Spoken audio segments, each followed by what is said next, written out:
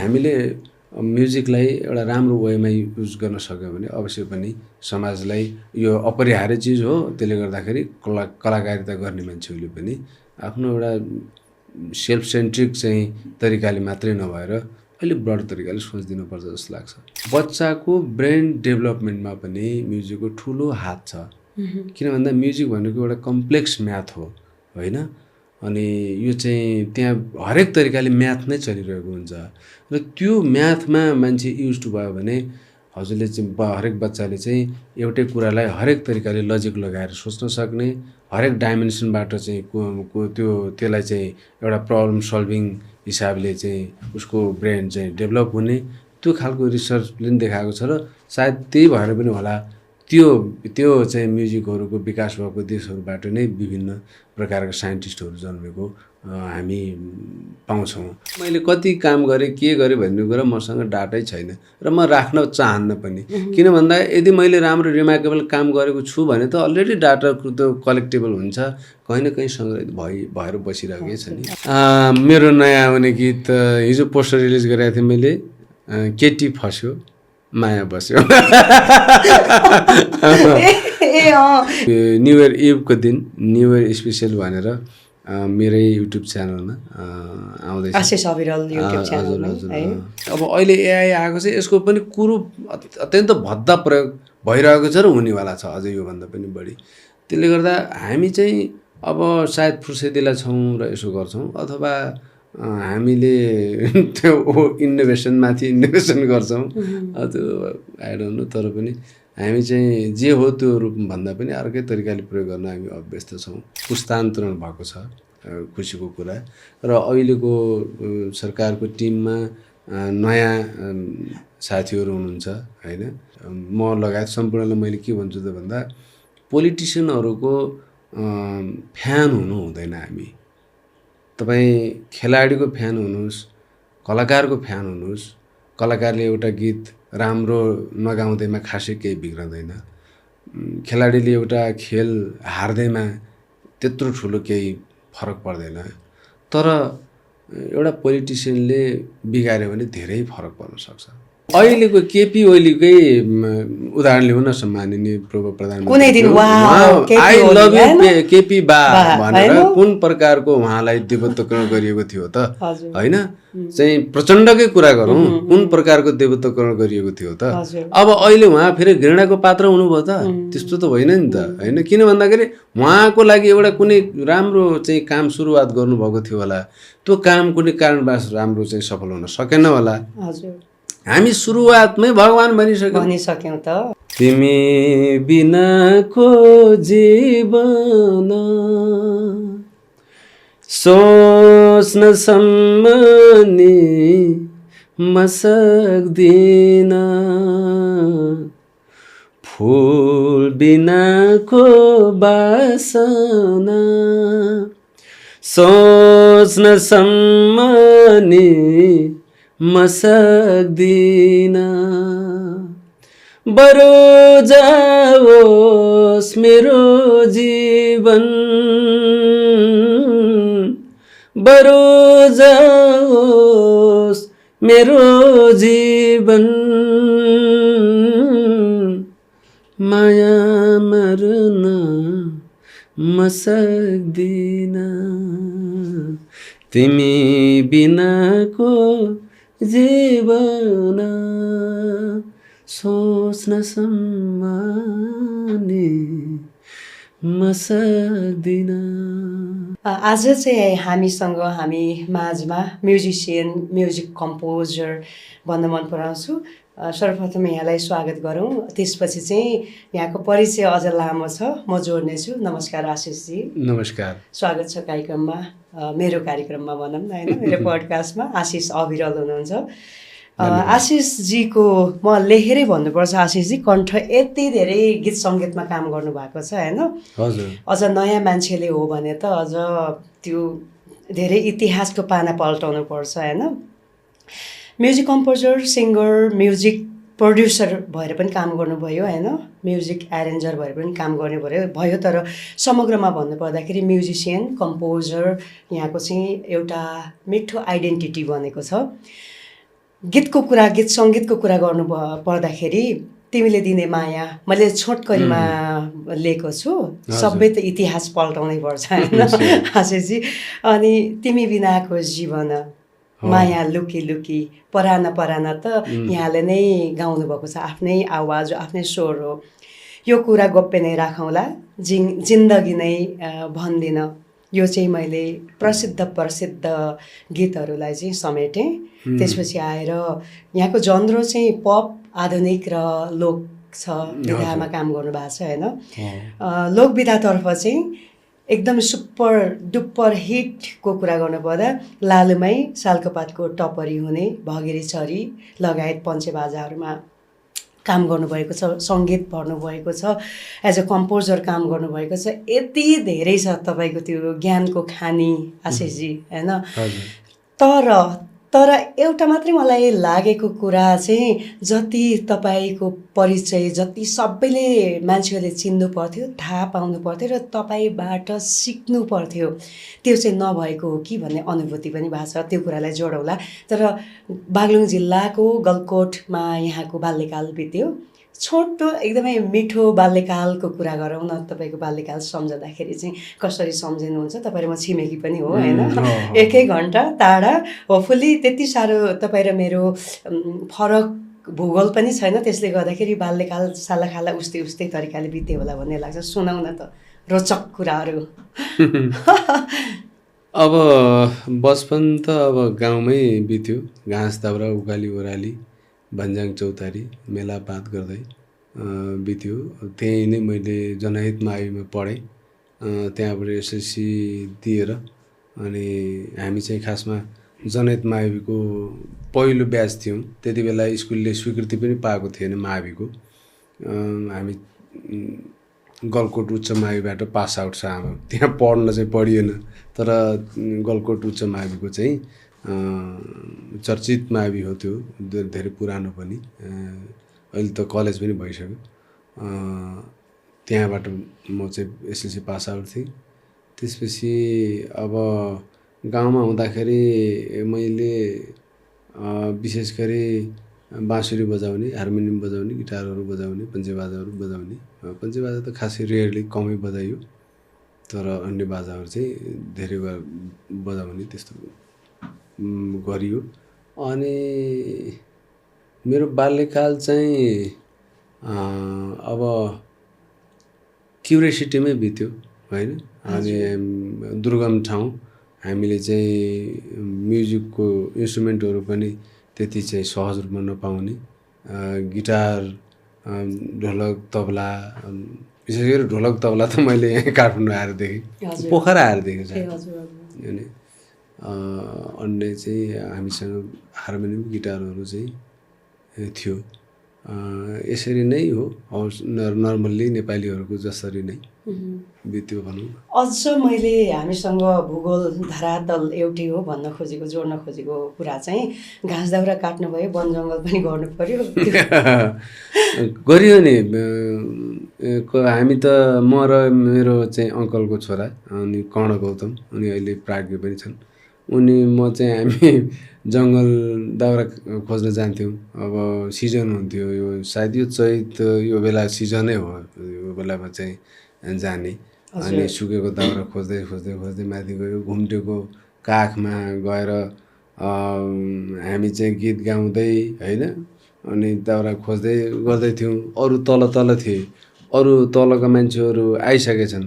अब त्यति माथि त अब घाम पनि अलि बेरसम्म लाग्ने, अनि घाम छँदैछ भनेर हामी ढुक्क भएर अनि दाउरा काट्दै थियौँ। अनि घाम पनि ढल्यो, झपकै साँझ पनि पर्यो। अनि त्यसपछि अब तल झर्नै धेरै छ, जङ्गलकै बाटो धेरै छ। अनि हामी रुँदै गीत गाउँदै तल झरेको, रुँदै अब यहाँ केले खाने हो होइन, चितुवा, बाघ अथवा भालु केसीले खान्छ कि भन्दै हामी रुँदै झरेको मलाई अहिले पनि याद छ। अनि त्यो दाउरा काट्न जाँदाखेरि लाइक मर्नै गए जस्तो हुन्थ्यो के। एकदम त्यो धुरीको भनौँ न, पहाडको धुरीको माथि जाने, तलपट्टि हेर्दा छङ्गै होइन, घाली लाग्छ खुट्टा काम्छ होइन त्यस्तो ठाउँ पार गरेर जानुपर्ने अथवा त्यस्तो ठाउँबाट पनि दाउरा झिकेर ल्याउनु पर्ने त्यस्तो दिनहरू पनि हामी चाहिँ गरियो तर त्यो एउटा जीवनको एउटा पार्ट जस्तो लाग्थ्यो त्यसलाई त्यति बेला त गाह्रो लाग्थ्यो तर अहिले चाहिँ कुनै यस्तो घटना छ कि माथिबाट चाहिँ ढुङ्गो चाहिँ अब आयो ढुङ्गा पल्टिन्थ्यो त्यहाँ होइन अनि मेरो नजिकैबाट ढुङ्गा पनि पास भएको छ यो ठुलो ढुङ्गा अब त्यसले लागेको भए त अब गइहालिन्थ्यो नि त्यति बेलै त्यस्तो घटनाहरू पनि छ त्यो अब त्यसरी चाहिँ बाल्यकाल चाहिँ यस्तै हुँदै बित्यो गाईबस्तु मैले बिहानमा 1 डोका घाँस काट्नु पर्थ्यो मेरो ड्युटी नै थियो अनि बेलुका पनि स्कुलबाट आइसकेपछि 1 डोका घाँस काट्नु पर्थ्यो अनि त्यसपछि बल्ल खाजा खाने के अनि अथवा बिहान पनि 1 डोका घाँस काटेर 1 भारी घाँस काटेर अनि त्यस पछाडि बल्ल खाना खाएर स्कुल जानुपर्ने त्यो थियो साँच्चै भन्नुपर्दा त्यो बाल्यकालको त्यो ब्युटी घाँस दाउरा गर्दै स्कुल जानुको सुन्दरता छुट्टै थियो कि है यहाँले गौतम भन्नुभयो खिमबहादुर गौतम भन्न मिल्छ सङ्गीतमा मान्छेहरू अलिकति साहित्यमा सङ्गीतमा मान्छेहरू आफ्नो निकनेमहरू राख्ने होइन जस्तै अविरल जस्तै अब हाम्रो प्रकाशजीले सपोर्ट राख्नु भएको छ अन्य म्युजिसियनहरूको पनि खास भन्दै नै निकनेम प्राय भएकै देखिरहेको छु कि मैले के यो सङ्गीतले जोडेको थियो अविरल अथवा मलाई त सर्वप्रथम त मलाई मेरो नामको पछाडिको शब्दले मलाई कतै क्याटेगोराइज गरेको मन नपर्ने चाहे ठुलो होस् चाहे सानो होस् होइन किन भन्दाखेरि एउटा ह्युमन बिइङ भएर बाँच्न चाहन्छु म कसैमा चाहिँ त्यो क्याटेगोराइज हुन चाहन्न भन्ने भाव पनि हो र अर्को कुरा चाहिँ आर्ट लाइनमा आइसके पछाडि त्यसलाई नामलाई चाहिँ अलिकति फ्यान्सी बनाउने त्यो चाहिँ एउटा चलन पनि छ त्यो उहिलेदेखिको हामीले मात्रै नभएर इन्टरनेसनली त्यो प्र्याक्टिसमा छ भनौँ तर विशेष गरी मैले आशिष अविरल राख्नुको कारण चाहिँ नामको पछाडिको चाहिँ शब्दले मलाई चाहिँ कुनै जातसँग नजोडोस् होइन जातलाई इङ्गित नगरोस् म चाहिँ अलिकति फ्री भएर बसौँ न फ्री भएर बाँचौँ न भन्ने चाहिँ यति वर्ष काम गर्नुभयो कति वर्ष भयो एप्रोक्सिमेटली म काठमाडौँ छिरेको त 56-57 हो अनि अब अहिलेसम्म यतै छु बिचमा 1-2 वर्ष म टिचिङ पनि गरेँ मैले न्यू लाइफ बोर्डिङ स्कुलमा झन्डै 1.5 वर्ष जति अध्यापन पनि गराएको छु अनि त्यस पछाडि चाहिँ म निरन्तर म्युजिकमै छु यहाँ यति दिग्गज व्यक्तित्वसँग बसेर धेरैचोटि हामीले बहस गऱ्यौँ त्यो विषयवस्तुमा कुराकानी गऱ्यौँ होइन तर तपाईँ जस्तो व्यक्तिसँग म जान्न चाहन्छु कि सङ्गीत के हो र सङ्गीतले मान्छेमा पार्ने प्रभाव के हो अब सङ्गीत त अब अहिले चाहिँ अरू त कुरै छोड्नु समाचारमा पनि सङ्गीत छ सङ्गीत नबजिकन समाचार सुरु हुँदैन होइन अब वन पाखा होइन उकाली ओह्राली भन्ज्याङ चौतारी मेलापात जहीँ तहीँ हजुरले सङ्गीतको सहारा नलिकन हजुरले काम गर्न सक्नुहुन्न अहिले पनि हजुर कुनै चाहिँ एउटा गार्मेन्टमा भनौँ फ्याक्ट्रीमा भनौँ होइन हरेक ठाउँमा चाहिँ हजुरले म्युजिकको सहारा लिएको छ अब मलाई फ्रेस हुनु पऱ्यो भनेर हजुर यसो दरबारमागतिर जानुभयो भने पनि त्यहाँ पनि हजुरले लाइभ म्युजिक नै अथवा भनौँ न म्युजिकमै डिस्कोमा जानु म्युजिक नै त्यो म्युजिक चाहिँ एउटा मान्छेको एउटा ठुलो हिस्सा जस्तो बनेको छ अब म्युजिक भनेको चिज कस्तो भन्नुहुन्छ भने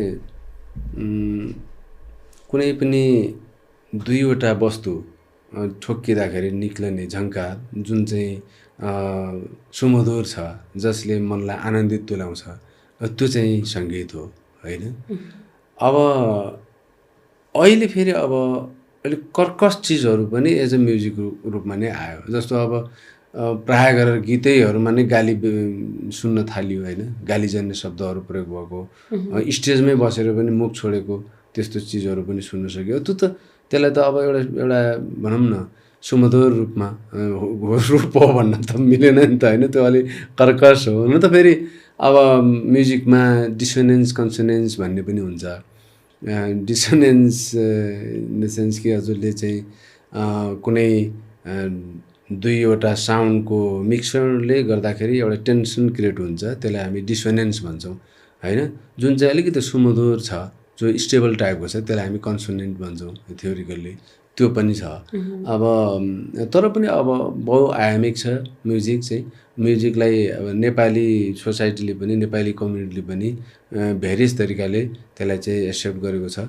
तर म्युजिकले चाहिँ समाजलाई अलिकति उत्तेजित पनि बनाउँछ।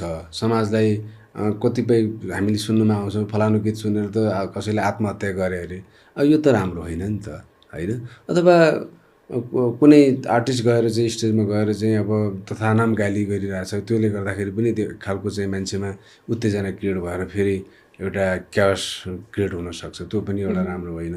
त्यसले गर्दा हामीले म्युजिकलाई एउटा राम्रो वेमा युज गर्न सक्यो भने अवश्य पनि समाजलाई यो अपरिहार्य चिज हो। त्यसले गर्दाखेरि कलाकारिता गर्ने मान्छेहरूले पनि आफ्नो एउटा सेल्फ सेन्ट्रिक चाहिँ तरिकाले मात्रै नभएर अलिक ब्रड तरिकाले सोचिदिनुपर्छ जस्तो लाग्छ। प्रभावका कुराहरू थिए ह्युमन बिइङमा सङ्गीतले पार्ने डिरेक्ट पार्ने प्रभावहरू।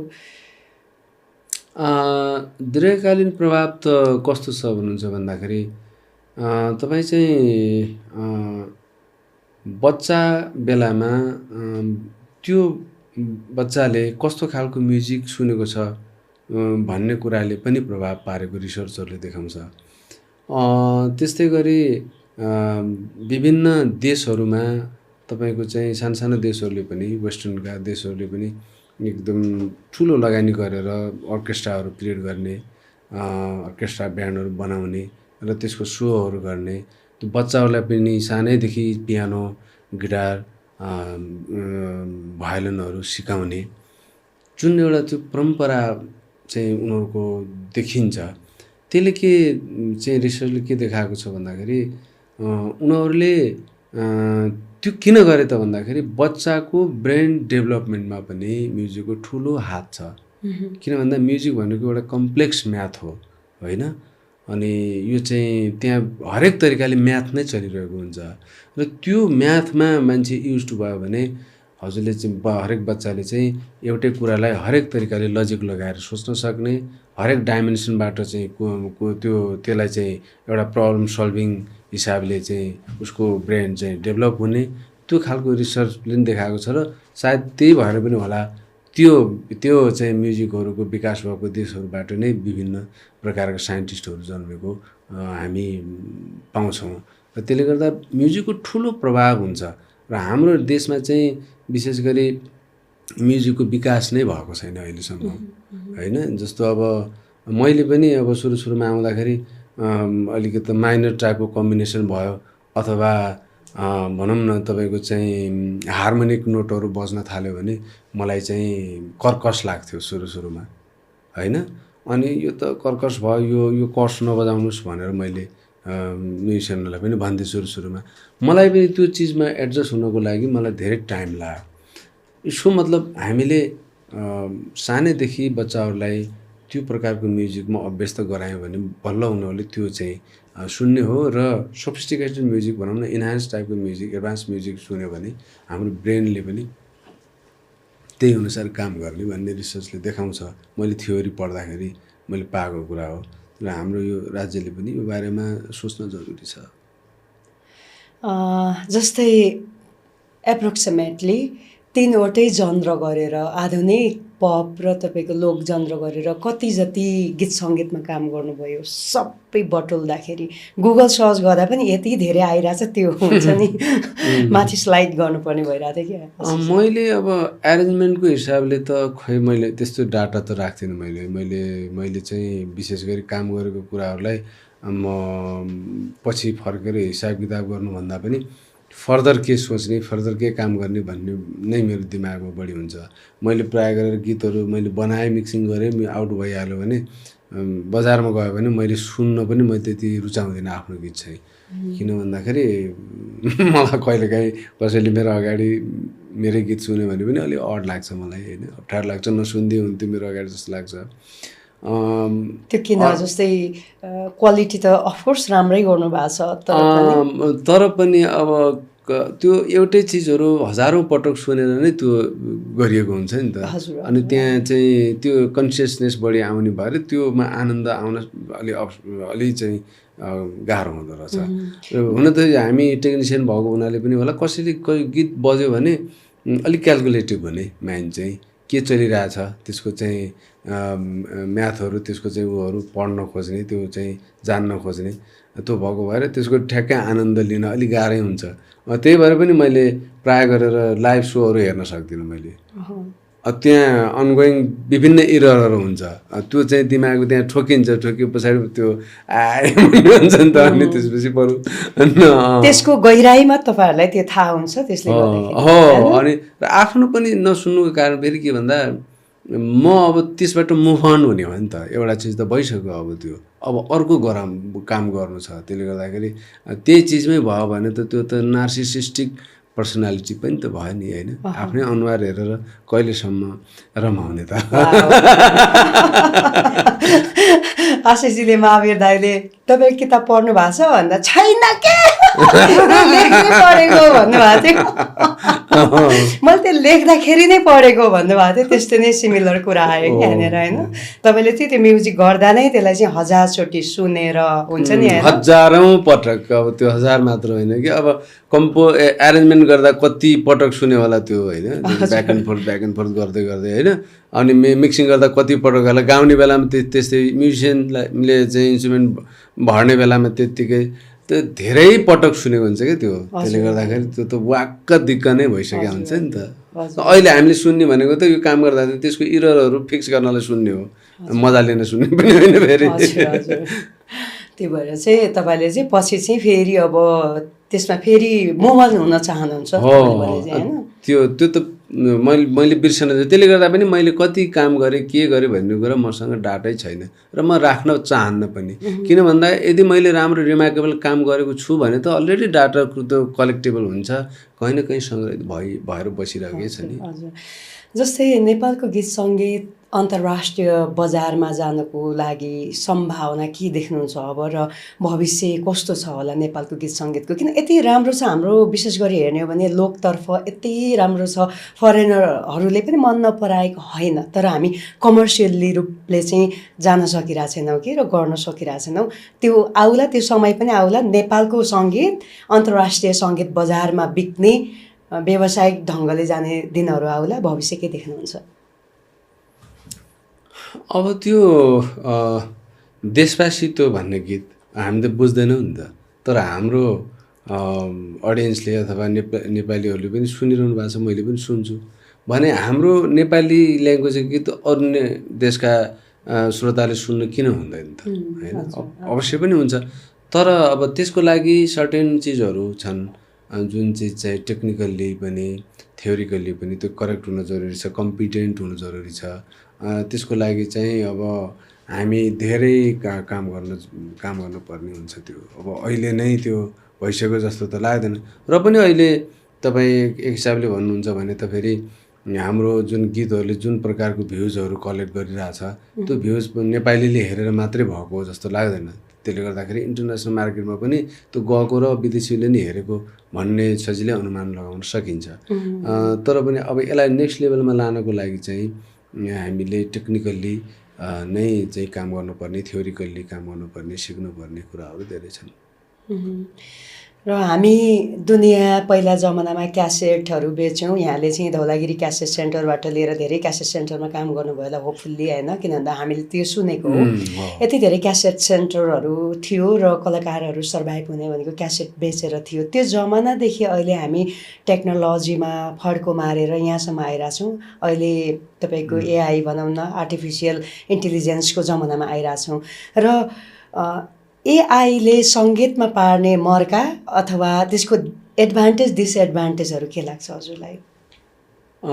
एआईले अहिलेसम्म चाहिँ के गरिरहेछ त भन्नुहुन्छ भने तपाईँको एउटा गीत बनाउनु पर्यो अनि विशेष गरी कन्स्ट्रक्सन र डिकन्स्ट्रक्सन भन्ने हुन्छ। अब हाम्रो अहिले चाहिँ त्यो प्राय गरेर डहरूमा आइसक्यो, डिजिटल अडियो वर्क स्टेसनहरूमा।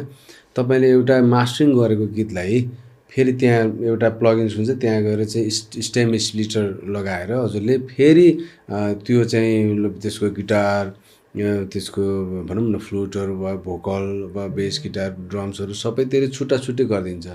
त्यो हामीसँग पनि छ। उसले के गरिरहेछ भन्दाखेरि त्यो पहिल्यै भइसकेको गीतहरूबाट त्यो स्टेम स्प्लिट गरेर त्यसैबाट फेरि तिनी स्टेमहरू लिएर थोरै थोरै एउटाबाट एउटा लिएर कलेक्ट गरेर ऱ्यान्डमाइज गरेर उसले एउटा फेरि नयाँ गीत तयार पारिरहेछ होइन। त्यो चाहिँ अहिलेको एआई भनेको फिडर बेसमा छ होइन, त्यो आफैले जेनेरेट गरेको होइन कि कतैबाट फिड भएको कुरा। अब तर पनि कस्तो हुन्छ भने कहिलेकाहीँ तपाईँले जस्तो एउटा कुनै बिट बनाउनु भयो, त्यो बिटमा चाहिँ कस्तो खालको मेलोडी फिट हुन्छ त भनेर तपाईँ एआईमा अपलोड गरेर तपाईँ त्यसलाई चेक गरेर तपाईँले आइडियाजहरू लिन सक्नुहुन्छ। अथवा तपाईँले एउटा चाहिँ वान लाइन एउटा मेलोडी छ, तपाईँ मेलोडीमा यो कस्तो खालको एरेन्जमेन्ट हुनसक्छ तपाईँले अपलोड गर्नुभयो भने उसले तपाईँलाई आइडियाजहरू दिन सक्छ। त्यो आइडिया बेसिसमा यसलाई युज गर्ने हो भने इट्स ओके। तर फेरि यहाँ कस्तो भयो भने नेपालमा त अब पहिला गीतहरूलाई चाहिँ फेरि सिमुलेसन गरेर चाहिँ बनाएर के गरेर अपलोड गर्ने, अनि त्यस पछाडि एक खालको राम्रो रियल क्रिएटरहरूलाई ह्रास गर्ने टाइपको गतिविधिहरू पनि भइरहेका छन्। अब नेपालको जस्तो यो अब भनौँ न यो कम विकसित देश भएर हो कि अथवा यो चाहिँ अन्डर डेभलपिङ भएर हो कि त्यो हरेक प्रविधिको यहाँ दुरुपयोग हुन्छ। हरेक प्रविधि त्यसको चाहिँ अर्कै रूपमा प्रयोग हुन्छ। तपाईँले भन्नु न अब जस्तो अब युट्युबमा जस्तो खालको कन्टेन्ट नेपालीहरूबाट अपलोड हुन्छ सायदै अरू देशबाट हुन्छ ल होइन। त्यस्तो खालको कन्टेन्ट युट्युबमा अन्य देशका मान्छेले गर्छन् जस्तो मलाई लाग्दैन। मैले देखेको छैन, मैले रिसर्च अलिअलि हेरेँ पनि। तपाईँ सिआरबिटी भन्नु, सिआरबिटी आएको थियो कलरिङ ब्याकटोन, त्यसको पनि चरम दुरुपयोग भयो, उल्टा प्रयोग भयो होइन। अब जुन एउटा प्रविधि आउँछ त्यो चाहिँ अब अहिले एआई आएको छ, यसको पनि कुरो अत्यन्त भद्दा प्रयोग भइरहेको छ र हुनेवाला छ अझै योभन्दा पनि बढी। त्यसले गर्दा हामी चाहिँ अब सायद फुर्सदिला छौँ र यसो गर्छौँ, अथवा हामीले त्यो इनोभेसनमाथि इनोभेसन गर्छौँ त्यो आई डोन्ट नो। तर पनि हामी चाहिँ जे हो त्यो रूपभन्दा पनि अर्कै तरिकाले प्रयोग गर्न हामी अभ्यस्त छौँ।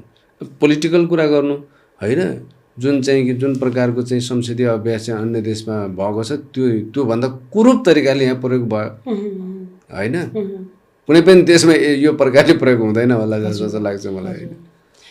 पोलिटिकल कुराहरू आइहाल्यो, खासै अब हामी सङ्गीतको बहावमा बहनेवालै थियौँ होइन। पोलिटिकल कुराहरू आइहाल्यो। अहिलेको सरकारले लिएर यहाँको ओपिनियन के छ? किनभने तपाईँ हामी जस्तो सचेत युवाले बहस गर्न पनि जरुरी छ र त्यसको कन्क्लुजन निकालेर सही गलत के रहेछ हामीले सरकारलाई एउटा जानकारी गराउन पनि जरुरी पनि छ होइन। किनभने हामी युवाहरू सचेत युवाहरूको नै यो भूमिकामा पनि पर्छ नि त होइन।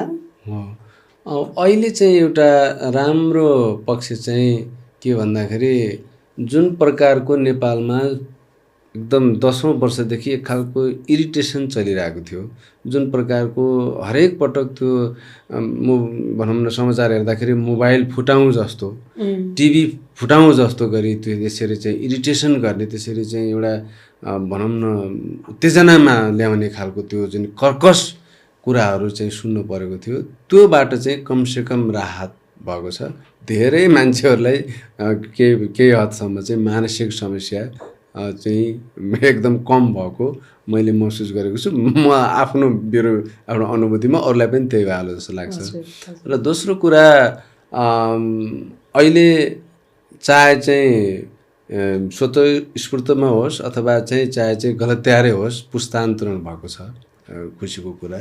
र अहिलेको सरकारको टिममा नयाँ साथीहरू हुनुहुन्छ होइन, धेरै त मभन्दा पनि भाइहरू हुनुहुन्छ। उहाँले चाहिँ देशलाई चलाउन खोज्नु भएको छ। अहिलेको अवस्थासम्म उहाँहरूलाई जज गर्ने भन्दा पनि उहाँहरूलाई चाहिँ शुभकामना नै दिन चाहन्छु म। र हामी चाहिँ नेपालीहरूलाई म लगायत सम्पूर्णलाई मैले के भन्छु त भन्दा पोलिटिसियनहरूको फ्यान हुनु हुँदैन। हामी तपाईँ खेलाडीको फ्यान हुनुहोस्, कलाकारको फ्यान हुनुहोस्। कलाकारले एउटा गीत राम्रो नगाउँदैमा खासै केही बिग्रदैन। खेलाडीले एउटा खेल हार्दैमा त्यत्रो ठुलो केही फरक पर्दैन, तर एउटा पोलिटिसियनले बिगार्यो भने धेरै फरक पर्न सक्छ। त्यसले गर्दा कसैलाई पनि प्रशंसक हुने, अन्धभक्त हुने होइन, एउटा चाहिँ देवत्वकरण गर्ने यो काम चाहिँ हामीले तत्काल बन्द गर्नुपर्छ। हो, कुनै राम्रो काम भएको छ भने धन्यवाद दिनु न, होइन? उसँग त कामको त चाङ छ त, के एउटा काम गरेर सारा समस्या हाम्रो समाधान भएको त होइन, होइन? त्यो काम गर्दैमा एउटा काम चाहिँ गर्यो, ल राम्रो भयो, अब हाम्रो चाहिँ सबै सुखका दिन आयो, अब चाहिँ के भन्छ हामीले केही पनि गर्नु पर्दैन भनेको जस्तो त होइन। त्यसले गर्दा काम राम्रो भएको छ, धन्यवाद, अबको लागि शुभकामना। त्योभन्दा बढी चाहिँ गर्न साथ त फेरि त्यो एक खालको अहमता, त्यो अहङ्कार त जन्मन्छ, ह्युमन हो। मलाई चाहिँ पहिला सुरुमा लाग्थ्यो, आएर चाहिँ मैले गीतहरू गर्दाखेरि एकपछि अर्को हिट हुँदाखेरि कोही आउँथे भगवान भन्थे, कोही आउँथे ओहो हजुर जस्तो मान्छे कोही छैन भन्थे, ओहो कोही आउँथे तपाईँ त राजा हो भन्थे, तपाईँ किङ हो भन्थे। मलाई यदि ओहो म आफै सुन्न सक्दैन थिएँ, मलाई चाहिँ यति धेरै प्रशंसा नगर्नु न, म त्यसको लायक छु जस्तो लाग्दैन। मलाई भ्रम हुन्छ, तपाईँले मलाई कुन तरिकाले भन्नुभएको छ, यो चाहिँ तपाईँको केही एउटा स्वार्थ हुन नि सक्छ, त्यो त मलाई थाहा छ, तर म कहिलेकाहीँ झुक्किन्छु नि त। फेरि हो कि त ममा त्यस्तो दैवीय शक्ति भएर छ कि म भगवानै रहेछु कि होइन? तपाईँ जे छो त्यो हिट गर्ने, तपाईँ कस्तो होइन, तपाईँ त चाहिँ मान्छे अद्भुत हो भनिदिँदाखेरि त्यो कहिलेकाहीँ भ्रम हुन्छ र त्यो भ्रमले कोही अर्को एउटा मान्छेलाई मिसबिहेभ गरिन्छ कहिलेकाहीँ, होइन? म त यस्तो पो हो त, फलाना यतिजनाले मलाई चाहिँ यस्तो भगवान भनेको थिएँ, यो को हो मेरो चाहिँ म्युजिक मन परेन भन्ने, होइन? मैले गरेकोमा खोट लगाउने त कोस भन्ने खालको त्यही त्यो अहम चाहिँ आउँदो पनि रहेछ। मैले अनि यो त मैले गरेँ, एक दुईजनासँग मैले पछि माफी पनि मागेको छु। ओहो म सायद केमा थिएँ, मलाई अलिकति बढी त्यो अहम चढेछ क्या हो, म सरी है, म त्यो कुन मुडमा थिएँ, मैले तपाईँलाई यसो भनेँ, आइएम सरी भनेको छु क्या मैले। त्यसले गर्दा प्रशंसा भन्ने चिज यस्तो हो जसले लगेर अन्ततको त खाल्टोमै हाल्छ त्यसले। यहाँ फेरि उचाल्ने पछाड्नेको कमी छैन। प्रशंसा गर्नु पर्यो भने सगरमाथाको टुप्पोमा पुऱ्याइदिन्छौँ, होइन? तपाईँको हेट गर्नु पर्यो भने जमिन मुनि गाडेको थाहा नपाउने हुन्छ, त्यो खालको। अहिलेको केपी ओलीकै उदाहरण लिउँ न, सम्माननीय पूर्व प्रधानमन्त्री, कुनै दिन आई लभ यु केपी बा भनेर कुन प्रकारको उहाँलाई देवत्वकरण गरिएको थियो त, होइन? चाहिँ प्रचण्डकै कुरा गरौँ, कुन प्रकारको देवत्वकरण गरिएको थियो त। अब अहिले उहाँ फेरि घृणाको पात्र हुनुभयो त, त्यस्तो त होइन नि त, होइन? किन भन्दाखेरि उहाँको लागि एउटा कुनै राम्रो चाहिँ काम सुरुवात गर्नुभएको थियो होला, त्यो काम कुनै कारणवश राम्रो चाहिँ सफल हुन सकेन होला। हामी सुरुवातमै भगवान भनिसक्यौँ त, अब एक्सपेक्टेसन हाई हुँदै गयो कि, होइन? अनि फेरि अर्को चाहिँ कुरा, कुनै पनि व्यक्तिले केही गर्न सक्दैन जबसम्म हामीसँग राम्रो स्ट्रङ मेकानिजम बन्दैन, स्ट्रङ चाहिँ एउटा सिस्टम बन्दैन, तबसम्म कसैले पनि केही गर्न सक्दैन। यो मेकानिजमले काम गर्ने हो। हजुरले कुनै एउटा मेसिन चलाउनु भएको छ भने त त्यो त समग्र पार्ट पूर्जा मिलेर त्यो मेसिन चलिरहेछ नि त। यो क्यामेराले पनि समग्र पार्ट पूर्जाले काम गरेर अनि चाहिँ त्यो उसले चाहिँ भिडियो खिचिरहेछ नि त। त्यहाँको लेन्सले मात्रै त भिडियो खिच्न त सक्दैन त, होइन? मलाई त्यस्तो लाग्छ। त्यसले गर्दा एउटा ब्यालेन्समा ठिकै खालको, होइन, सुझाव सल्लाहहरू दिन मिल्यो, दिँदै धन्यवाद दिँदै मिल्यो र सुझावहरू दिँदै, होइन? म हजुरको यस्तो फ्यान हो, यस्तो फलानु मान्छेलाई बोलिस् भने तँलाई मार्छु काट्छु, यो अहिले जुन देखिएको छ यो चाहिँ हद छ। यो देवत्वकरण डरलाग्दो तरिकाले नगरौँ, होइन? हजुर। त्यसपछि आएर अहिले साइबर बुलिङका कुरा छन्। यहाँ तपाईँको सामाजिक सञ्जालमै तछाड मछाड, मुख छाडाछाड, गाली गरागर, होइन? त्यो नेतालाई यसो भनिस् पखलास, तँलाई म यहाँ यस्तो गर्छु, होइन? हामी कतिसम्मको देवत्वकरण गर्छौँ तपाईँले भनिहाल्नुभयो, होइन? व्याख्या गरिहाल्नुभयो। त अहिले फेरि हामी उहाँहरूलाई अब यत्रो जनताले 2/3 मत दिएको छ, त्यही नै इनफ छ नि त। अब देवत्वकरण गर्न जरुरी छैन र विरोध गर्न पनि उहाँहरूलाई जरुरी छैन। किन भन्दा लेट्स सी, उहाँहरू अब हेर्ने हो हामी, होइन? जिम्मेवारी त दिइसक्यो। अब चाहिँ के अरे विरोध गर्नुको पनि औचित्य छैन र देवत्व गर्नुको पनि औचित्य छैन जबसम्म कमसेकम भनौँ न साल 6 महिना त कुरौँ, एउटा बच्चा जन्मन पनि त 9 महिना लाग्छ नि त। हजुर हजुर आत्तिएर त 2 हप्तामै त डेलिभरी त हुँदैन। यहाँले प्रशंसाको ओहिरोको कुरा गर्नुभएको थियो। यो प्रशंसाको ओहिरोको कुरा गर्दा ठ्याक्कै कुन कुन गीतको बेलामा थियो? हुन त हिटहरू नम्बरहरू थुप्रै छन् यहाँको होइन। अब हुन त मेरो म्युजिकल्ली आज हाम्रो एकनारायण भण्डारीजीसँग पनि कुराकानी भएको थियो। मेरो एज अ म्युजिसियन कम्पोजर मेरो यो 3rd फेज हो होइन। पहिलो फेजमा मैले तिमी बिनाको जीवन, तिमीले दिने माया लगायतका थुप्रै कामहरू, माया होइन, अब म बाँचेकै सम्मका कामहरू गरेँ। दोस्रो फेजमा मैले चाहिँ नाइ मलाई थाहा छैन, दुनियाँ बेग्लै छ, किन कर्के, यिनीहरू कामहरू गरेँ। तेस्रो फेज पनि त्यही बेला लुकीमा पनि गरेँ होइन। तेस्रो फेजमा अनि अब अहिले चाहिँ म अर्कै काम गरिरहेको छु होइन। अब अहिले त भएन भनेर मेरो चाहिँ अहिले सिङ्गिङको अर्को करियर सुरु भएको छ होइन। मैले बिचमा लगभग अब यो सिङ्गिङ म गर्दिनँ होला भनेर माया मारेको पेसा फेरि मेरो रिभाइभ भएर फेरि चाहिँ एउटा सतहमा आएको छ र मलाई चाहिँ दर्शक श्रोताहरूले मैले गाएको गीतहरू मन पराइदिनु भएको छ। यसले पनि मलाई एउटा जिम्मेवारी थपेको छ कि मैले उहाँहरूको आशा, उहाँहरूको चाहिँ मेरो अझै आवाज सुन्ने उहाँहरूको चाहिँ अभिलाषा मैले पुरा गर्नुपर्छ भन्ने जिम्मेवारी महसुस भएको छ।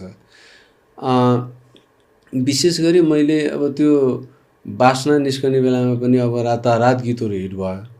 अब पहिलो एल्बम भयङ्करै अब पपुलर भयो अनि म सामान्य मान्छे एउटा कम्पोजरको रूपमा आइसकेँ होइन, एउटा सङ्गीतकारको रूपमा ठुलै वाह भइसक्यो। अनि त्यति बेला पनि मलाई ओहो म त ठुलो भइ पो सकेँ, म त जानि पो सकेँ भन्ने एक खालको मलाई भएको थियो। अनि पछि काम गर्दै जाँदा, अगाडि बढ्दै जाँदा मैले कति जानेको छु भन्ने आफूलाई कसी लाउँदाखेरि मैले धेरै नै नजानेको, धेरै कम बुझेको महसुस गरेँ र मलाई केही हीनता पनि भयो। त्यसपछि फेरि मैले सिक्ने कुराहरू यताउता गरेँ। त्यस पछाडि बिचमा फेरि मैले थुप्रै गीतहरू हिट भए। यो सेकेन्ड फेजमा भनौँ न, माया लुकी लुकीदेखि परानसम्मको गीतहरू, यो कुरा गोप्य। त्यो बेलामा मैले एरेन्ज गरेको गीतहरू पनि तपाईँले नाम लिनुभयो, सालको पातो टपरीदेखि थुप्रै गीतहरू ब्लकबस्टर भए। अनि त्यो बेलामा मलाई चाहिँ अब कतिले अब मेरो सङ्गीत लिनेहरूले पनि मलाई त्यस्तै देवत्वकरण गर्ने भए, मेरो एरेन्ज लिन आउनेले त्यस्तै देवत्वकरण गर्ने भए, मलाई गाउन लाउनेले पनि तपाईँले गाउँदा राम्रो हुन्छ भन्ने नै भए। त्यो डाइरेक्ट काम गर्नेहरूले भन्दा नि अर्को मान्छे, अर्को पात्रहरू आउँछन् त्यहाँ होइन। अर्को पात्रहरूले चाहिँ अनि चाहिँ देवत्व यो यस्तो हो उस्तो तपाईँ यो हो भन्ने भए त्यो कुराले अलिक भ्रम भएको चाहिँ मैले गरेको थिइनँ भन्दा मेरो क्षेत्रको त क्लाइमेक्समा त पुगेँ नि त म होइन। त्यो छ र अब सिङ्गिङ गरिरहेको छु। अब पनि एकपटक त्यस्तै देवत्वकरण हुने गरी काम गर्नु मन छ। अल द बेस्ट यहाँलाई। एकदमै त्यो एकचोटि हुनु नि पर्छ कि होइन। अनि आफ्नो क्वालिटी पनि थाहा पाउँछ होइन, आफ्नो विक पोइन्ट पनि थाहा पाउँछ होइन, आफ्नो स्ट्रेन्थ पनि थाहा पाउँछ नि त। ठिक छ, त्यो चाहिन्छ होइन।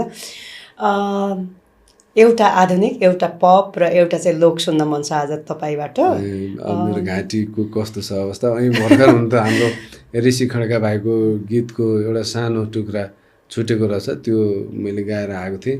हजुर, सायद ठिक छ होला, मैले ठिकै गाउन सक्छु। मलाई त कस्तो हजुरबाट चाहिँ सुन्न, हुन त नरेन्द्र प्यासी दाइ र हजुरको भोइस टेक्स्चरहरू फरक होलान् आफ्नो ठाउँमा छ, तर तिमी बिनाको जीवन सोच्न पनि सक्दिनँ भने यति राम्रो लाग्ने, खुब सुने पहिलाको समयमा होइन। त्यो विशेष गरी चाहिँ क्याम्पस पढ्ने बेलामा त्यो सुनौँ न त एउटा। ओके, अब यो गाउने भनिसके पछाडि के अरे सिङ्गरको अलवेज घाँटी खराब हुन्छ।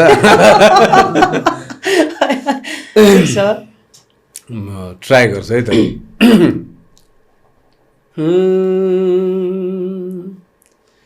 तिमी बिनाको जीवन सोच्नसम्म नि म सक्दिन, फुल बिनाको बासना सोच्नसम्म नि म सक्दिन, बरु जाओस् मेरो जीवन बरु जाओस् मेरो जीवन माया मर्न म सक्दिन तिमी बिनाको जीवन सोच्नसम्म नि म सक्दिन। Thank you. दामी यो कसरी जन्मेको थियो अलिकति सुनौ अनि हामी ज्ञानतर्फ जान्छौँ। अब यो मेलोडी चाहिँ मैले प्रिज्म रेकर्डिङ स्टुडियोमा मैले लगभग 5-7 वर्ष मैले सङ्गत गरेको छु। बिबी अनुरागी दाईलाई सम्झिन चाहेँ यही बेलामा, अनि श्याम श्वेत्र साइली, अहिलेका हट केक बनाऊ एज ए म्युजिक प्रोड्युसर। अनि त्यहाँ फर्केर आउँदाखेरि म चाहिँ लखर हिँडिरहेको थिएँ यो बवरमलको बाटोमा, अनि मलाई अचानक एउटा ट्युन मलाई आयो,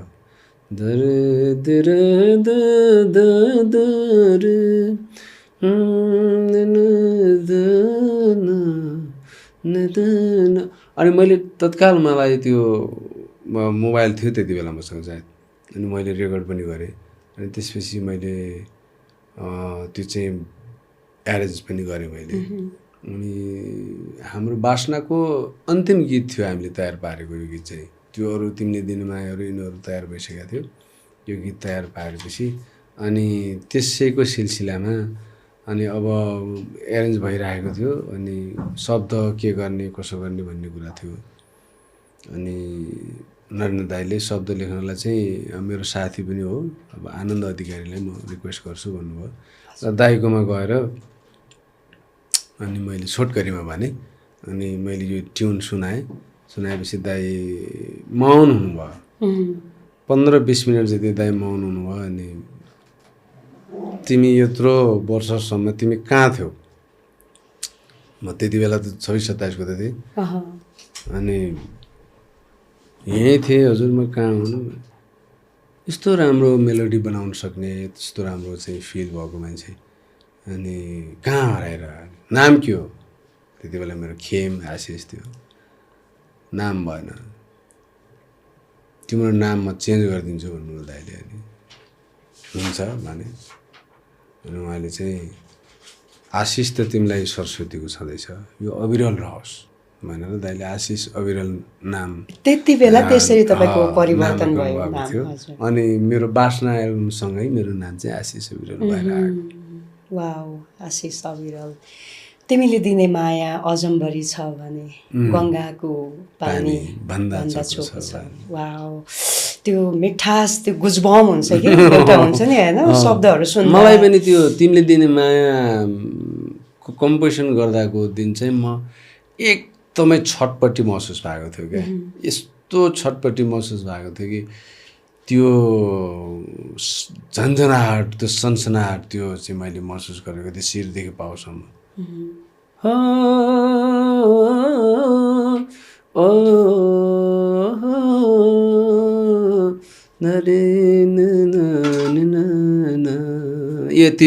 यो गर्दाखेरि नि मलाई त्यस्तो त्यो कम्पन मलाई महसुस भएको थियो। अनि त्यो गीतमा त्यसको राम्रो पक्ष भनौँ के भनौँ, त्यो हजुरलाई त्यसको मेलोडी सुरु भइसकेपछि हजुरलाई छोड्दैन त्यसले। तिमीले दिने माया जम्बरी छ भने गङ्गाको पानी भन्दा चोखो छ भने मेरो मनको बाटो गरी जिन्दगीमा आइदेऊ, तिम्रो दिलमा पर्खिरहँला, मनमा बस तनमा बस मेरो सपनाको संसारमा बस। यसरी यो एकपछि अर्को हजुरलाई त्यो गीतले छोड्दैन। कस्तो राम्रो छ कि त्यो सपना पनि आयो, हजुरको नाम पनि आयो। त्यो सङ्गीतको शक्ति नै त्यो होला, एउटा बहावमा बग्दैछ होइन डुब्छ फेरि डुबुल्की मार्न बाहिर निक्लिन्छ टाइपको कि एकदमै मजा आइरहेछ। एउटा सानो सेगमेन्टमा प्रवेश गरौँ, एक नाम निकाल्नुहोस् अनि तपाईँ आफै नै व्याख्या गर्नुहोस् छोटकरीमा, एकदमै छोटकरीमा व्याख्या गर्नुहोस्। व्याख्या गर्न सक्दिनँ।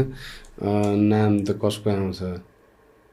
सञ्जीव पराजुली। वा, सञ्जीव पराजुलीसँग मेरो चाहिँ नाइ मलाई थाहा छैन, गीत गर्दाखेरि मेरो चिनजान भएको थियो। उहाँले चाहिँ एउटा गीत माग्नुभयो, मैले दिएँ। अनि त्यसपछि गीत रेकर्डिङ गर्ने क्रममा यो पहिलो भर्जन हाम्रो अलमडा राणा उप्रेतीले गर्नुभएको छ यसको एरेन्जमेन्ट। अनि पछि चाहिँ उहाँले धेरै पटक गाउनु पर्यो। अनि गाएपछि अनि उहाँले मलाई भन्नुभयो, ओहो सरजी तपाईँ साह्रै युनिक छ तपाईँको आवाज, तपाईँको भोइसको टेक्स्चर, तपाईँ गाउनुहोस् है, तपाईँको आवाज चल्छ, तपाईँले किन नगाउनु भयो मलाई थाहा छैन, तर म I suggest you have to sing भनेर मलाई चाहिँ उहाँले पटक उहाँले मलाई धकेल्नु भएको हो। मेरो चाहिँ एउटा भनौँ न नाइ मलाई थाहा छैन जस्तो गीत उहाँसँग गर्यो, किन कर्के। अनि अब उहाँलाई चाहिँ एकदम मेरो एउटा मित्रको रूपमा, एउटा साहित्य मित्रको रूपमा फेरि पनि सम्झेँ मैले आज। ल आउन मान्दैन त अब को छ त यहाँ? नरेन्द्र प्यासी। वा, अब नरेन्द्र प्यासी दाई, अब उहाँको त म फ्यान होइन, के भुल भयो प्रिय मसँग बोलिदिनु। अनि उहाँ चाहिँ लामो समय झन्डै 7-8 वर्ष उहाँ चाहिँ युकेमा पनि बस्नु भएको थियो। युकेमा बसेर फर्केपछि उहाँले साङ्गीतिक करियरमा कसरी अगाडि बढ्ने के गर्ने भनेर सोचिरहनु भएको अवस्थामा हामीले बासना एल्बम डिजाइन गरेका थियौँ। त्यसपछि यसोमा कसको आवाज फिट हुन्छ होला त भनेर सोच्दै नरेन्द्र प्यासी दाईको नाम आयो। अनि नरेन्द्र प्यासी दाईसँग भेटेर अनि यो एल्बमको चाहिँ यही अघि मैले सुनाएको तिमीले दिने मायाको पहिलो आलाप मात्रै सुनाएको थिएँ। दाईले ओके भनेर हामी काम सुरु गरेका थियौँ। र मेरो साङ्गीतिक करियरको एउटा चाहिँ कोसे ढुङ्गा बासना एल्बमको एउटा गायक मेरो चाहिँ सहकर्मी मेरो दाई होइन, म उहाँको ठुलो एउटा फ्यान पनि। उहाँको चाहिँ मेरो जीवनमा ठुलो चाहिँ एउटा हात छ। उहाँको कारणले गर्दाखेरि पनि म चाहिँ एउटा कम्पोजरको रूपमा होइन यो इन्डस्ट्रीमा उभिन पाएको छु। किन भन्दा उहाँले त्यो तरिकाले, त्यति मिठास तरिकाले त्यो मेलोडी नगाउनु भएको भए अवश्य पनि चल्ने थिएन नि त। त्यसले गर्दा huge credit goes to Narendra Pyasi. हजुर, अर्को अब अर्को चाहिँ सुशीला पाठक। वा, सुशीला पाठक अब अहिले त मेरो धर्मपत्नी, अनि हाम्रो अहिले चाहिँ बेबी पनि भएको छ। अनि म चाहिँ अत्यन्त डिप्रेस्ड अवस्थामा, अत्यन्त चाहिँ लगभग जीवन करियर सम्पूर्ण लगभग खतम हुन्छ कि भन्ने अवस्थामा मलाई सम्हालेर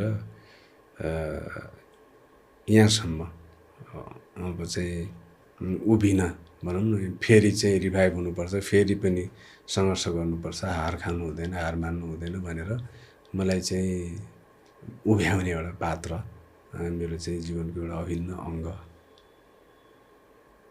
त्यसरी सम्झेँ मैले। केही म्यासेज छ मलाई?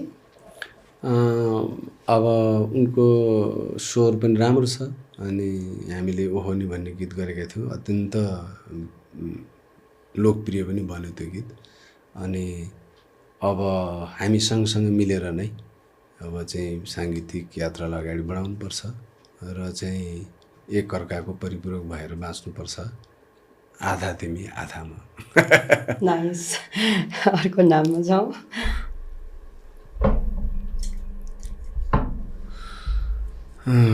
अब विष्णु खत्री। वा, विष्णु खत्री विष्णु खत्री मेरो बालापनदेखिको साथी हो। मैले उसलाई तँ नै भने यहाँ पनि, किन भन्दा उसले मलाई तँ भन्छ। मैले किन तपाईँ भने फर्मल हुन चाहिन्छ, किन भन्दा अब सँगै पढेको हो। अब त्यसले गर्दाखेरि ऊ मेरो एकदम नजिकको साथी पनि हो, कम्पिटिटर जस्तो पनि थियो सुरुमा। अनि हामी सँगसँगै गर्थ्यौँ। त्यो सेन्टअपमा गर्दाखेरि तँ फर्स्ट भएको थियो, म सेकेन्ड भएको थिएँ। पछि एसएससीमा फेल भएँ, तँ मात्र पास भयो स्कुलबाटै। अनि रमाइला धेरै किस्साहरू छन्। मेरो चाहिँ एउटा मैले चाहिँ उसको पञ्चेबाजाको कामहरू, मेरो थुप्रै कामहरू गरिदिएको थिएँ मैले उसको लागि। अनि पछाडि चाहिँ मेरो अहिले करोड क्लब गएन साथी, एउटा गीत त गर्दै, एउटा राम्ररी गुप्सुनी गर्दै भनेर भन्दै थियो। अहिले त करोड क्लब पुरा आएको त जस्तो लागिरहेको छ। तर मेरो एकदमै सहृदय साथी हो। अनि हामी सँगै एसएलसी दिएको, सँगै चाहिँ हाँस खेल गरेको, झगडा गरेको, मिलेको। एउटै हो क्या? पानी नै एउटै पानी, एउटै पानी, एउटै मूलको पानी। दाइको पनि मलमा होइन? हो हजुर, मलमा। बागलुङको मलमा गाउँ यस्तो ब्युटिफुल छ त्यो घुम्टेको शिरको तल यसरी बसेको गाउँ है। साह्रै रमाइलो मान्छे छ। उसँग भेट्दाखेरि एकदम ल विष्णु, मैले तँलाई तँ भने गाह्रो नमाने, तैँले पनि फेरि यहाँ आएर मलाई पनि तँ भनिस्। अर्को अझै एउटा लास्ट अन्जु पन्त। वाउ, फेरि अर्को एउटा नाम मलाई सिङ्गर बन्नको लागि बढी पुस गर्ने अन्जु पन्त। उहाँले पनि मलाई चाहिँ तपाईँ गाउनुपर्छ है, तपाईँको भोइसको टेक्स्चर अलग छ, तपाईँको जस्तो अरूले गाउन सक्दैन भन्नुहुन्थ्यो। अनि उहाँसँग पनि मैले थुप्रै गीतहरू हिट गरेको छु। अनि उहाँको आवाजको पनि म अत्यन्त फ्यान। हामी त उमेरले उस्तै हो उहाँ म, होइन? अनि स्ट्रगल पनि हामी सँगसँगै गऱ्यौँ। थुप्रै गीतहरू, अब अहिलेको फिल्मको गीतहरू पनि आउँदैछ उहाँको आवाजमा। अनि उहाँलाई एकदम अब नेपालको एउटा स्वर किन्नरी, होइन? अनि स्वर अब उहाँलाई त जे भन्दा पनि उपमा दिँदा पनि कम हुन्छ। अनि उहाँबाट हामीले सिक्नुपर्ने कुराहरू धेरै छ। उहाँलाई चाहिँ शुभकामना भन्न चाहन्छु। जस्तै यहाँले चाहिँ जिन्दगी नै भन्दैन, तिमी बिनाको जिन्दगी त म जिन्दगी नै मान्दैन भन्दैन जस्ता मार्मिक एउटा गहिराईमा, होइन, तिमीले दिने माया जस्तो। त्यसपछि आएर अर्को त्यत्तिकै हामीले भर्खरै कुरा गऱ्यौँ तिमी बिनाको जीवन, यस्तो मार्मिक मर्ममा पुगेको गीत गरेको मान्छे फेरि कमर्सियल गीतहरू पनि गर्नुभयो। पराना कमर्सियल भन्न मिल्यो, लुकी कमर्सियल भन्न मिल्यो, होइन? काले केटाले कमर्सियल भन्न मिल्यो, होइन? थुप्रै कमर्सियल गीतहरू पनि गर्नुभयो, होइन? तपाईँले चाहिँ अहिले अलिकति कमर्सियल जे पनि चले भइदिन्छ, त्यसले चाहिँ मर्म राख्नु पर्दैन, इतिहास रच्नु पर्दैन भन्ने जमाना छ नि त, है? स्टेजमा चल्दै भयो, आजलाई चल्दै भयो, भोलि यो कालान्तरमा गएर चाहिँ यो गीत पनि थियो भन्ने खालको इतिहासका पानामा लेखिनेसँग मतलब गर्दैन। त्यो के फरक पाउँदो भयो? त्यो खालको मिठास अनि आएर व्यावसायिक रूपमा पनि जानुपर्ने रहेछ है भन्ने काम गर्दै गर्दा अहिलेको अब डान्सिङ सङहरूले अब धेरै हदसम्म नेपालको चाहिँ हजुरको विवाह पार्टी भोज भातेर पिकनिकहरूमा जुन हिन्दी गीत इङ्ग्लिस गीतहरूको वर्चस्व थियो त्यसलाई चाहिँ धेरै कम गरेको छ, धेरै हदसम्म। त्यो कम गर्नमा मेरो पनि केही कन्ट्रिब्युसन रहोस् भन्ने हिसाबले पनि डान्सिङ गीतहरू गरेको हो मैले। हजुर, त्योमा चाहिँ हामी धेरै हदसम्म सफल पनि भयौँ। अब मैले एउटा चिजहरू काम गरिसके पछाडि त्यस्तै काम अर्को नगरौँ भन्ने चाहिँ मलाई लाग्छ। धेरै जस्तो मान्छेले मैले के भन्यो भने हजुरले बास्ना एल्बममा जुन खालको तपाईँ फ्लेभरमा मैले काम गरेको छु, तपाईँ सृष्टि एल्बम सुन्नुभयो भने टोटली डिफ्रेन्ट छ। अब हजुरले अर्को एउटा एल्बम छ बाँडी एल्बम, हामी नरेन्द्र दाई, मैले र आनन्द दाईले नै गरेको। त्यो एल्बम त्यति धेरै चलेन, तर त्यो गीत सुन्नु, त्यो गीत नेक्स्ट लेभलको बनाएको छौँ हामीले, होइन? अब चल्दैमा राम्रो हुने भन्ने पनि होइन। त्यो यस्तो मेहनत गरेर बनाएको हाम्रो गीत थियो, तर त्यो भने जस्तो चाहिँ के अरे पपुलर हुन सकेन। अब ती तिनटै कम्पेयर गरेर हेर्नुभयो भने पनि तिनटै गीतहरूको इच अदर फ्लेभर मिल्दैन। तिनटै एल्बमहरूकै फ्लेभर मिल्दैन, फरक छ, पुरै टोटली डिफ्रेन्ट छ। त्यसले गर्दा म चाहिँ अलवेज चाहिँ केही न केही नयाँ नै गरौँ, युनिक नै गरौँ। एकपल्ट गरेको चिजहरू बरु अरू कसैले गरिरहेछ त्यो फ्लेभर म ट्राई गर्न पनि सक्छु म, किन भन्दाखेरि म त्यसमा म केही युनिक म दिन पनि त सक्छु नि त त्यसमा भन्ने लाग्छ। र मैले एकपल्ट काम गरेँ भने त्यो चाहिँ मैले नगर्ने मेरो भएको भएर पनि म मुभ अन हुँदै जाने हो। हजुर, यो अलिकति कमर्सियल प्याटर्नपट्टिबाट सुनौँ न त तपाईँको गीत। पराना त आफ्नै आवाज छ तपाईँ। हजुर हो। अब कुन सुनाउँ म हजुरलाई? पुतली सुनाउँ, रेया चाँदी सुनाउँ, पराना सुनाउँ? तपाईँलाई चाहिँ एकदमै कम्फोर्टेबल सजिलो यो चाहिँ ल म गाइहाल्छु भन्ने खालको लागिरहेछ। ओके, हजुरलाई म कुन सुनाउँ त भन्दा पुतली सुनाउँ? हुन्छ। पुतली माया लाउन हो, मेरे पुतली माया लाउन हो, ए पुतली माया लाउन हो, ए चुडिया दिउला टिकिया दिउला, दिउला नि माया हो, चुडिया दिउला टिकिया दिउला, दिउला नि माया हो, पुतली माया लाउन हो, मेरे पुतली माया लाउन हो। यो चाहिँ राजेन्द्र बजगाईको कम्पोजिसनमा मैले आवाज दिएको थिएँ। यो पनि अत्यन्त मन पराइदिनु भयो दर्शक श्रोताहरूले। धन्यवाद यसको लागि पनि। तपाईँ एकदमै भर्सटाइल हुनुहुन्छ। लोकबाट लिएर यस्ता कमर्सियलबाट लिएर पपबाट लिएर तपाईँको आधुनिकको त्यो गहिराइमा पनि काम गर्नुभएको छ। तपाईँलाई एकदमै धेरै ज्ञान छ। अहिलेको तत्कालीन अवस्थामा नेपालको सङ्गीत के तपाईँलाई के लाग्छ कि यो राजनैतिक कुराहरूले चाहिँ अलिकति छायामा गीत सङ्गीत परेको हो भन्ने त यो समयमा चाहिँ हो, किन भन्दा इलेक्सनकै कुरा छन् होइन, तपाईँको नयाँ मान्छेहरू को आए भन्ने कुरा चासो नै राजनीतिमा छ मान्छेहरूको। कसरी उठ्छ फेरि अब नेपालको सङ्गीत अब बिस्तारै? अब सङ्गीत भनेको अब जसरी चाहिँ बजारमा एकदमै बग्रेलती गीतहरू निस्कने र चाहिँ ती सबै हिट हुनुपर्ने, तिनीहरूले व्यवसाय गर्नुपर्ने, त्यस्तो खालको त मैले मान्यता राख्दिनँ। किन भन्दा म्युजिकमा नेपालमा जतिको गीत चाहिँ आई थिङ्क विश्वमा कहीँ पनि रेकर्ड हुँदैन। हजुर, रेकर्ड धेरै हुन्छन्, चल्छन् थोरै। त्यो चल्ने त थोरै नै हो नि त्यो होइन। जस्तो अब इन्डिया त हजुर एउटा बलिउड सङहरू पनि एउटा चाहिँ सर्च गरेर हेर्नु, यति धेरै गीतहरू त दिनका दिन रिलिज हुँदैन त, त्यहाँ त्यत्रो मार्केट छ। हाम्रोभन्दा त ठुलो मार्केट। अब इङ्ग्लिस गीतहरू नि सुन्नु ल आउँछ त, गीतहरू आउँदैन नि त। त्यसले गर्दा पहिलो कुरा त हामीले अब मागभन्दा बढी पूर्ति गरेका छौँ एउटा कुरा। दोस्रो कुरा हामीले चाहिँ अलिकति क्वालिटी चाहिँ चिजहरूमा चाहिँ हामीले ध्यान भन्दा नि अब कसरी हुन्छ चाहिँ त्यसलाई एउटा कुटीखेलो गर्ने चाहिँ भएको छ।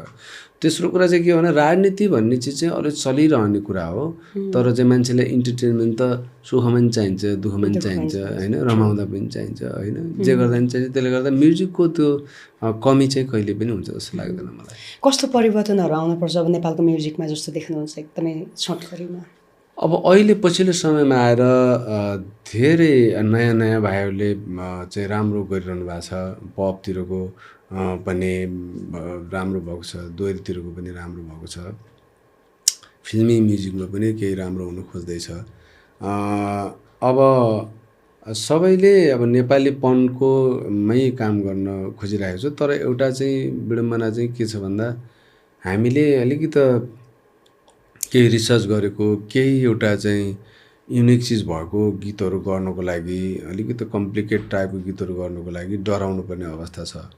किन भन्दा यो चल्छ कि चल्दैन त, किन अब त्यहाँ लगानी हुन्छ। हजुर, लगानी उठ्छ कि उठ्दैन, यिनी कुराहरूले ठुलो चाहिँ हामीलाई भनौँ न एउटा ड्र्याग गरिरहेको हुन्छ होइन।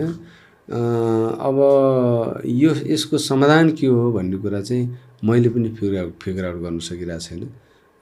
त्यसले गर्दा अब राम्रो काममा पनि एउटा कमर्सियालिटी मिक्स गर्नुपर्ने एउटा बाध्यता छ। अब होप्स हो कि अहिलेको जेनेरेसनले जुन प्रकारको म्युजिक सुनिरहेछ, सुन्न चाहन्छ, त्यसले पनि अलिकति राम्रो गुड म्युजिक चाहिँ खोजिरहेको जस्तो चाहिँ लाग्छ। लोकविधाबाट एउटा सुनाउन त, जस्तै लालुमै।